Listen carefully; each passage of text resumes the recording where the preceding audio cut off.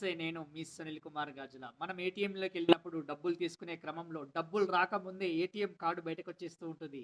మీరు అబ్జర్వ్ చేశారా ఇది? ఎందుకో తెలుసా అసలు? ఒక్కసారి మనిషి చేతికి డబ్బులొచ్చాక అన్నీ మర్చిపోతూ ఉంటాడు. ఆ ఏటీఎం కార్డ్ గూడా అక్కడే మర్చిపోతాడని ముందు కార్డ్ తీసుకున్న తర్వాతనే డబ్బులొస్తూ ఉంటాయి. అదే విధంగా నీ జీవితంలో కూడా ఈ విషయాన్ని చాలా జాగ్రత్తగా గుర్తుంచుకునే ప్రయత్నం చెయ్యి.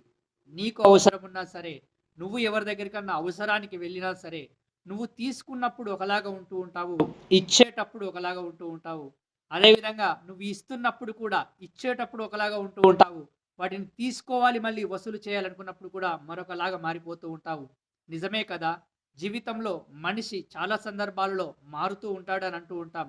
కానీ మరీ ముఖ్యంగా మనీ విషయంలో ప్రతి ఒక్క మనిషి అలానే మారుతూ ఉంటూ ఉంటాడు. కాబట్టి అవసరమా? అత్యవసరమా?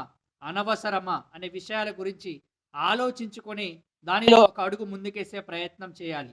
ఎందుకు అనంటే నువ్వు ఎప్పటికో ఏదో జరుగుతది కాబట్టి ఇప్పుడు ఇలా ఉంటావు అనే దానికైనా ఎప్పుడో ఏది జరిగినా జరగకపోయినా ఇప్పుడెలా ఉంటున్నావు అనే దానిపైనే నీ యొక్క జీవితంలో ఎప్పుడు ఎలా ఏది జరుగుతుందనేది ఆధారపడి ఉంటూ ఉంటుంది.